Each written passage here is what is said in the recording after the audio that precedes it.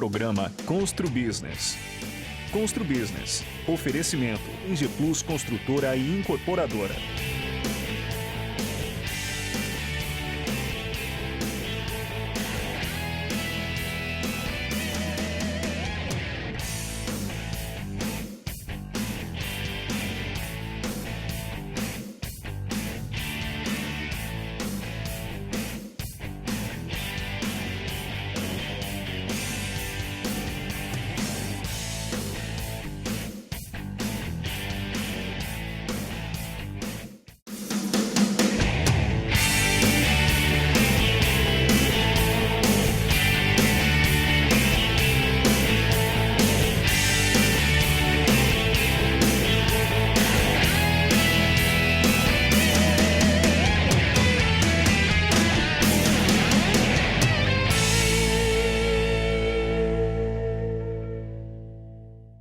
Olá, estamos começando mais um programa Constru Business. Muito obrigado pela sua audiência. No programa de hoje, vamos falar sobre economia regional pós-pandemia. Nossos convidados, Mauro Samarco, presidente da Associação Comercial de Santos, e André Orsini, presidente do Complexo Logístico Andaraguá. Muito obrigado pela sua presença. Mauro, você assumiu a presidência da Associação Comercial dias antes do início da pandemia, né? Do período de isolamento social e tal. Como tem sido o desafio de comandar essa entidade nesses tempos aí de crise, de pandemia, de isolamento? Nós tomamos posse dia 10 de março e praticamente 2 semanas depois já veio a notícia do início da pandemia, né, das medidas aí de isolamento. Então, temos um planejamento, as propostas da diretoria nova, né, os projetos que nós queremos implantar, dando força, lógico, né, continuidade ao grande trabalho já realizado pelo Michael Tim, pelo Roberto Santini, e a casa é muito bem estruturada, comemorando esse ano 150 anos,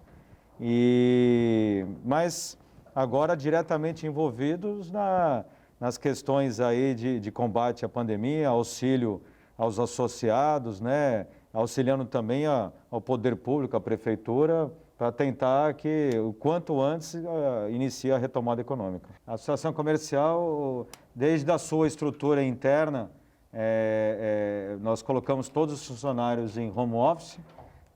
Alguns serviços, como a emissão de certificado de origem, ainda requer, por causa da necessidade de ter a emissão do documento físico, ainda está funcionando dentro da associação, mas fora isso, todas as atividades, principalmente as reunião de diretoria, eleições de conselhos de câmaras setoriais, todas sendo realizadas de forma muito eficaz. Acho que todo mundo, a população em geral, se acostumou, né, com a plataforma Zoom. Inclusive, já temos aí o planejamento para dar sequência no uso dessas ferramentas, né? Muito legal. Só para complementar, vocês têm também uma associação comercial de jovens, né, que fomenta o negócio. Queria que você falasse só um pouquinho. O Marcelinho também foi o presidente passado, agora mudou também a diretoria, né? Então, a CS Jovem foi uma iniciativa que já tem aí cerca de 10 anos e com grande sucesso. Todo ano é realizada a Semana do Jovem Empreendedor, trabalho junto com as universidades, fomentando então a entrada do jovem no mercado de trabalho, buscando até as novas profissões, né, as mudanças todas dos setores hoje. E atualmente quem é o coordenador é o Guilherme Apolinário, da MSC. O dinamismo deles, até se vocês forem acompanhar nas redes sociais deles, tem lá todas as lives que eles têm feito com o pessoal da Google, agora fizeram com o CEO do Grupo Madeiro, com o Junior Dursk. Então, é muito ativo e muito eficiente, né? Vários jovens dinâmicos da cidade participam, né? Inclusive o seu filho, né? E é aberto não só aos associados. A regra é que para participar, lógico, para ser coordenador, fazer a gestão da CS Jovem, o estatuto exige que tenha que ser alguém relacionado a alguma empresa associada. Mas todos os jovens são bem-vindos. Então, para a gente dar mais força e aumentar a participação, os demais jovens que tenham interesse, só entrar em contato com a Associação Comercial. E a idade? 18 a 35, 39? 18, agora ampliou, eu acho que está até 35. Né? Antes era até 30 anos e aí a gente deixou os nossos jovens um pouquinho mais velhos, aí, um pouquinho mais de experiência. Mas tem 3 trabalhos interessantíssimos que eles estão fazendo agora. Um é um projeto da nova diretoria de criar um laboratório think tank na associação comercial, nos moldes do que tem da FGV, do Instituto FHC. Então, é usar toda a riqueza, né, do conteúdo de inteligência que nós temos do associado e fazer com que isso tenha troca de informações para a gente discutir desenvolvimento econômico da cidade, né, questões ambientais, desenvolvimento social. E aí a CS Jovem, até o Marcelinho que está encabeçando, o Marcelinho, como é da diretoria, tem esse link, né, por ter sido da CS Jovem, ele está coordenando junto com eles.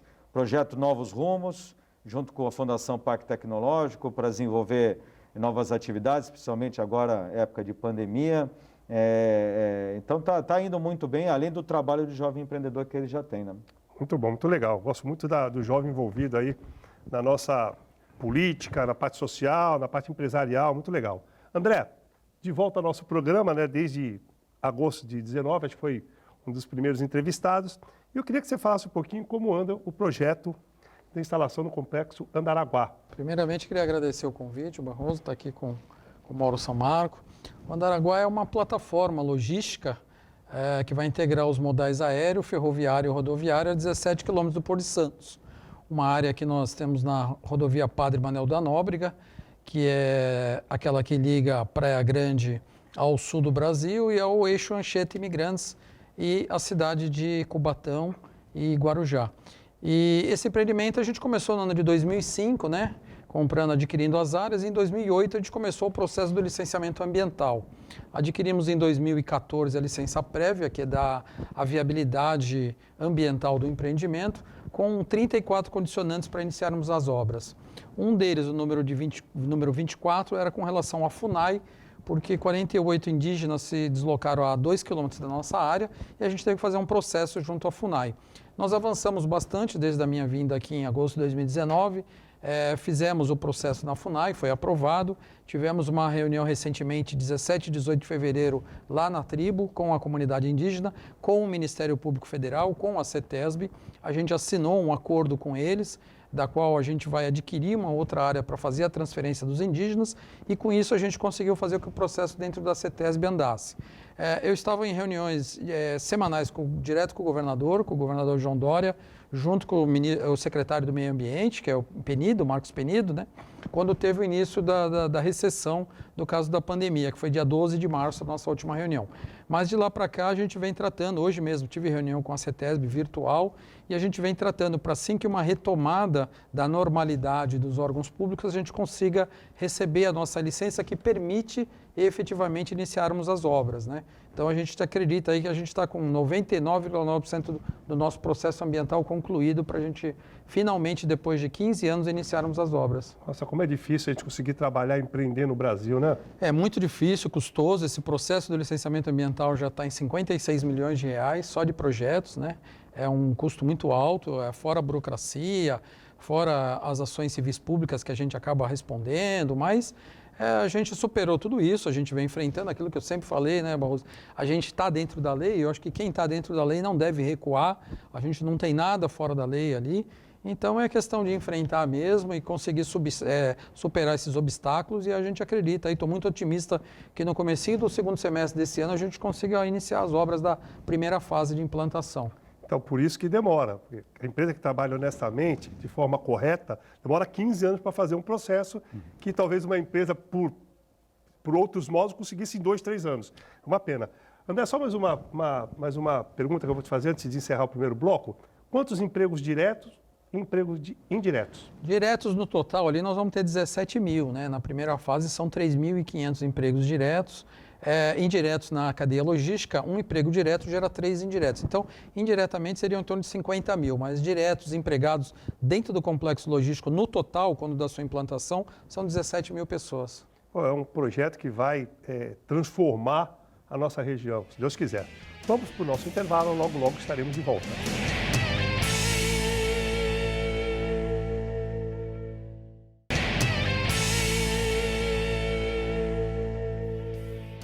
Estamos de volta para o segundo bloco do programa Constru Business.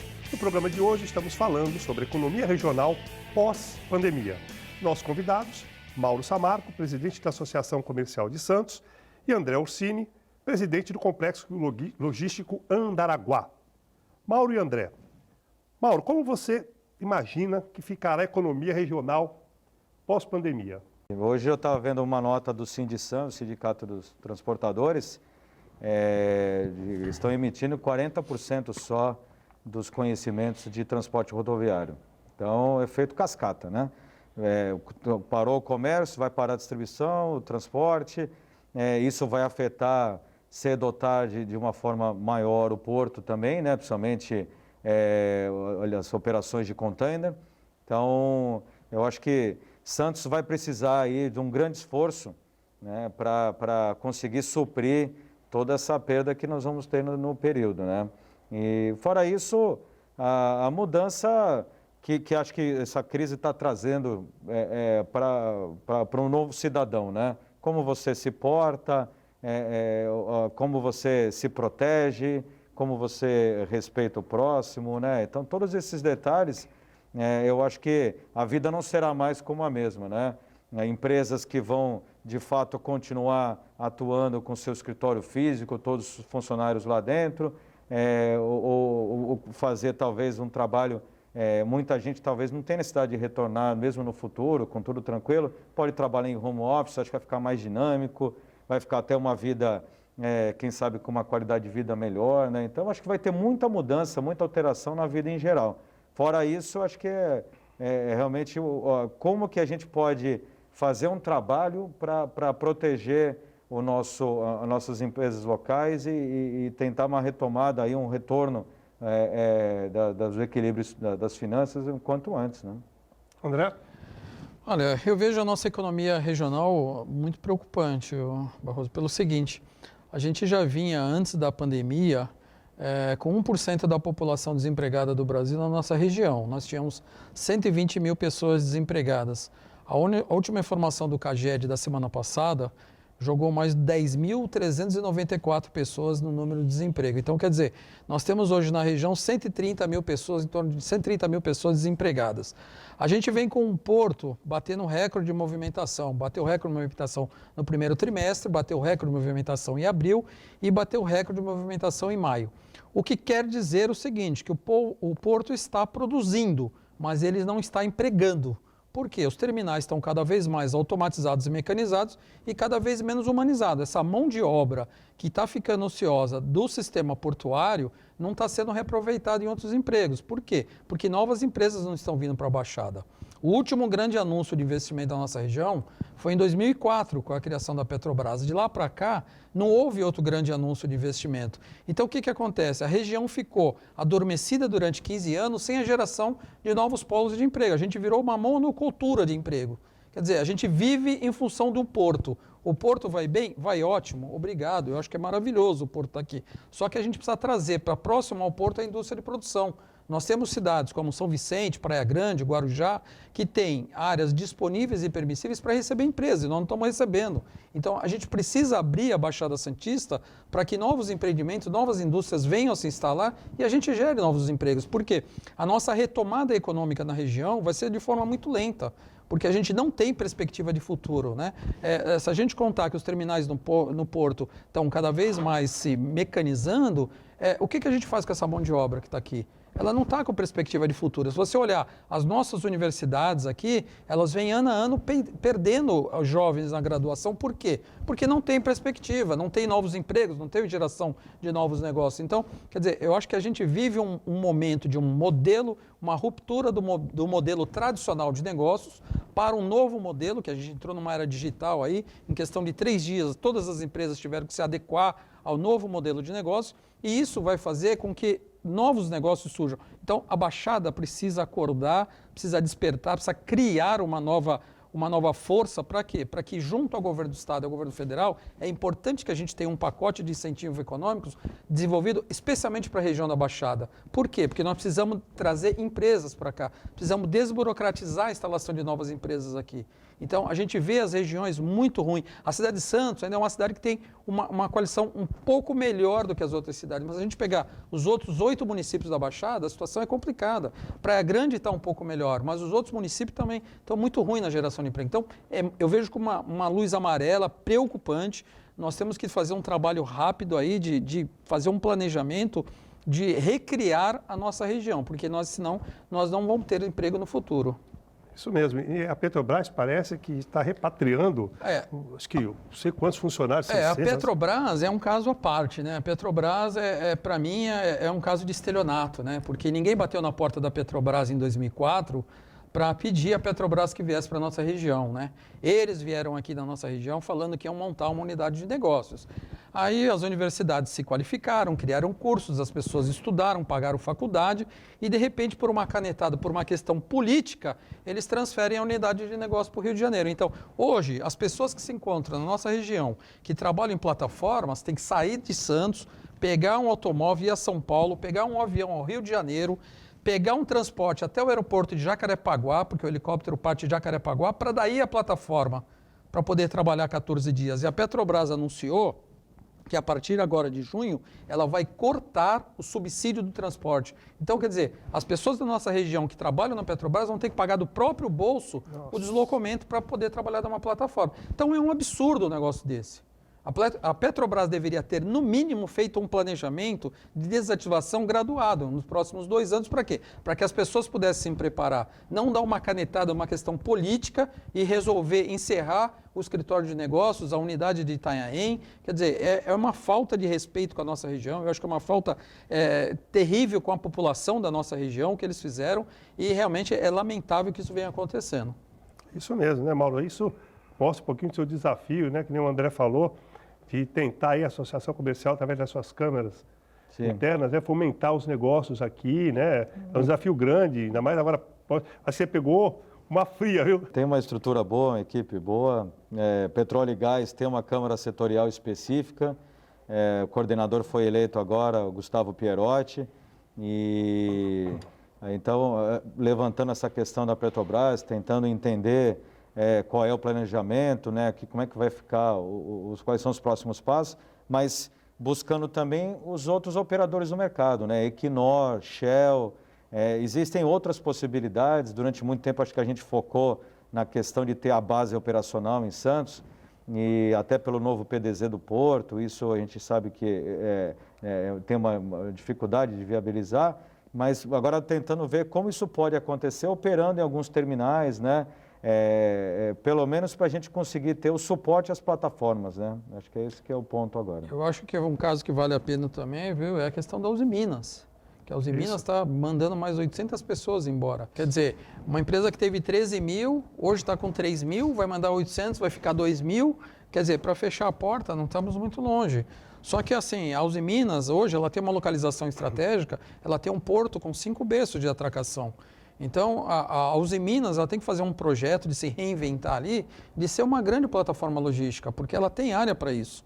O que não podemos perder é os postos de empregos, né? Isso mesmo. Nós temos que ir para o intervalo. Eu talvez tenha que fazer mais um programa, ou continuar, porque eu estou ainda na primeira página da pauta e nós temos aí uma série de assuntos importantes para debater aqui da nossa região. E é uma coisa que é importante e eu estou muito preocupado, depois do que eu estou ouvindo aqui, com o futuro da nossa cidade. Mas para isso, no último bloco, nós vamos conversar um pouquinho sobre o plano que a Associação Comercial tem, que vai aí, pelo menos, tentar estruturar o futuro de forma apolítica da nossa cidade, né? Vamos para o nosso intervalo, logo estaremos de volta.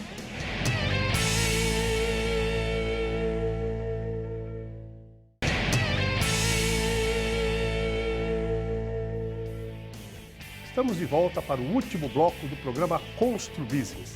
Hoje estamos falando sobre economia regional pós-pandemia. Nossos convidados, Mauro Samarco, presidente da Associação Comercial de Santos, e André Ursini, presidente do Complexo Logístico Andaraguá. André, quando você imagina que conseguirá iniciar as obras do Andaraguá e as fases de construção? É um projeto de longo prazo, né? Olha, Barroso, a gente está muito otimista aí que comecinho do segundo semestre, aí, acredito que começo do mês de agosto, a gente consiga efetivamente iniciarmos as obras, né? São 5 fases. A primeira fase contempla 250 mil metros de galpões.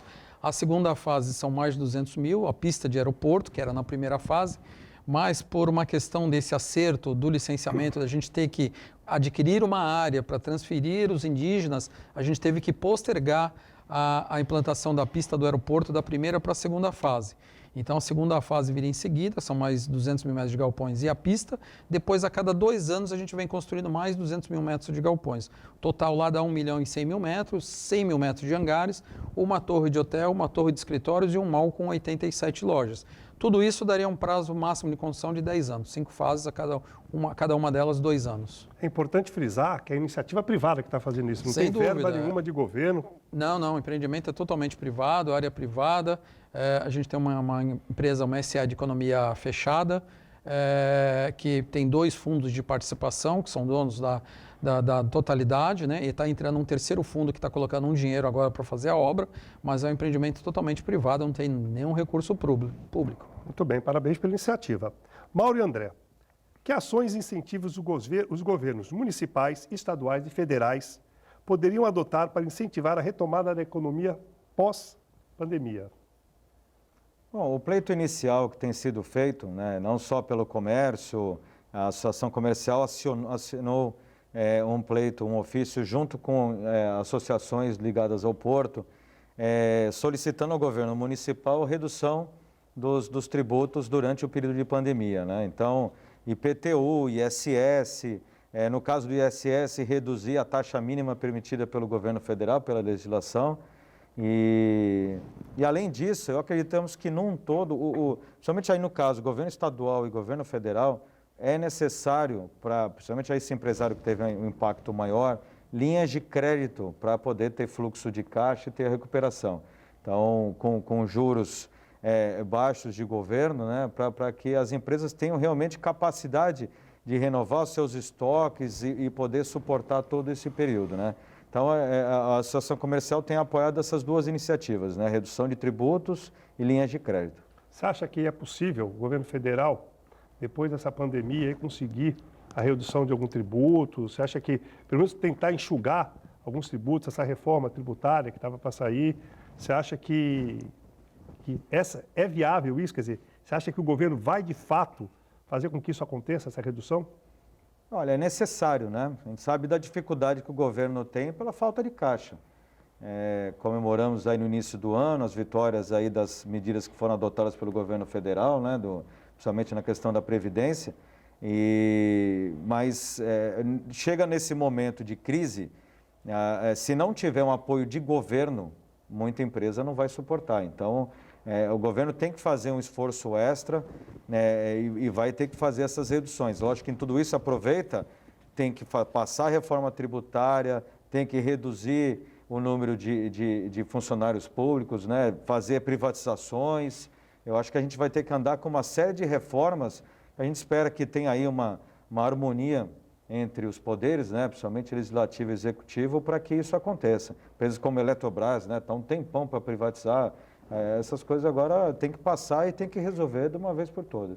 Isso mesmo. André, o que você pensa em incentivo, tanto municipal, estadual e federal? Olha, eu acho que de todos os problemas que nós vivemos, no caso do problema de saúde pública, da pandemia, que é o principal que a gente tem que cuidar, esse modelo da ruptura do modelo tradicional de negócio abriu um leque de oportunidades para o Brasil muito grande, né? O primeiro-ministro do Japão já posicionou dizendo que quer suas empresas de volta dentro do Japão. A China vai no mesmo caminho. Os Estados Unidos têm uma reeleição esse ano e Donald Trump vai comprar uma briga comercial com a China. Então, o Brasil tem a oportunidade hoje de entrar numa disputa no mercado internacional para trazer indústrias para dentro do Brasil, que é avassalador o tamanho disso. Mas tem que fazer primeiro a lição de casa, desburocratizar a entrada de novas empresas, porque o Mauro sabe qual é a dificuldade que a gente tem de abrir uma empresa no Brasil. Já começa nesse ponto. O segundo, como você citou, linhas de crédito. O dinheiro da iniciativa privada não sumiu. O dinheiro está aí. Os grandes fundos de investimentos estão abarrotados de dinheiro. George Soros anunciou que tem 149 bilhões de dólares para investir em novos projetos. Está só aguardando o mundo retomar. Eu tenho feito algumas conversas com alguns fundos de investimento, falei com um fundo do Canadá e ele me respondeu o seguinte: o Brasil está na hot zone. assim que vocês saírem da hot zone, nós vamos focar investimentos no Brasil. Então, eu vejo assim que o Brasil hoje, se ele fizer a lição de casa, o que é? Criar um programa de desburocratização de entrada de novas empresas, criar um programa de incentivos de novas empresas, geração de emprego. O que ele precisa com isso? Rever as suas taxas de cobrança de impostos, por exemplo, de IPI, de ISS municipal, ICMS estadual. Quer dizer, se a gente fizer um programa de incentivo, mesmo que seja com um prazo definido de 5 anos para uma retomada de crescimento, o Brasil vai receber muitas empresas de fora que ainda não estão aqui, mas que têm vontade de vir para o Brasil. Eu acho que a gente vive um momento muito favorável para isso. O que a gente tem que fazer é saber a diferença entre esperar e perder tempo. O que está acontecendo hoje é que nós estamos perdendo tempo. O governo está discutindo muito política e poucas ações. O ministro Guedes tem feito muito pouco pelo tamanho do problema que a gente vive. Criou uma linha de crédito de 40 bilhões, onde só foram usados 2 bilhões até agora. Por quê? Porque ele jogou isso para os bancos privados e os bancos privados não querem repassar essa linha, essa taxa, porque o spread que ele ganha é pequeno e a responsabilidade sobre o pagamento é muito grande. Então, o que ele quer fazer? Ele quer colocar na empresa aquela linha de crédito de 2,25, 2,40 ao mês. Quando o governo criou uma taxa de 3,75 ao ano, que deveria ter sido feita exclusivamente pela Caixa Econômica Federal, através, inclusive, de uma associação comercial. O pequeno empresário se cadastra na associação, apresenta os documentos, você faz o link com a Caixa e ele recebe o financiamento dele. Então, quer dizer, eu acho que desburocratizar o sistema hoje, Barroso, é o primordial para essa retomada do crescimento. Isso sem contar a insegurança jurídica, né? Que isso aí daria mais um programa. Bom, uma última pergunta para o Mauro. A Associação Comercial, a Secob, com apoio de outras entidades, né, estão engajadas na formação do Conselho de Desenvolvimento de Santos. O que consiste esse conselho e como está esse andamento? Então, o CONDESAN, né, Conselho de Desenvolvimento Econômico de Santos, foi lançado no ano passado, né, não é uma iniciativa exclusiva da Associação Comercial, né, isso precisa ficar bem claro, né, que isso é uma iniciativa de toda a sociedade, né? A associação, lógico, tem dado todo incentivo, todo apoio para que realmente esse projeto deslanche, né? Mas estamos trabalhando em conjunto com a Secob, que já confirmou participação, a Unisanta, a Unisantos também, já temos 6 participantes, né, no Conselho. Isso já é o suficiente para que nós façamos, então, a contratação da consultoria do Silvio Barros, ex-prefeito de Maringá, quem conhece, né, a história de sucesso lá, o case lá da cidade de Maringá, para que a gente possa, então, implantar esse sistema aqui ainda a tempo dessa eleição municipal, né? A gente tem um prazo curto, mas ainda é suficiente, pelo menos, para que a gente consiga convocar os possíveis candidatos para que coloquem em seus planos de governo, as sugestões serão colocadas. Isso futuramente vai dar balizando o progresso de Santos, né, em todos os setores. Isso envolve também questões burocráticas, melhorar o sistema da prefeitura, aprovação de projetos, construção civil, sabe bem como é isso, né, Barroso? Então, é um projeto muito importante que está saindo agora do papel com a formalização dessa contratação da consultoria. Muito bom. Estamos chegando ao final do nosso programa. Quero muito agradecer ao André e ao Mauro pelas presenças. Quero muito agradecer a audiência do nosso telespectador e dizer que na próxima semana estaremos de volta, se Deus quiser. Grande abraço e até lá.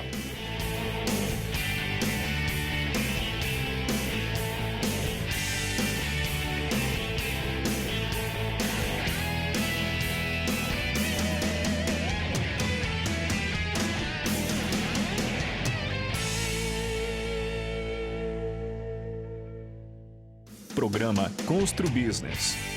Constru Business. Oferecimento: Ingeplus Construtora e Incorporadora.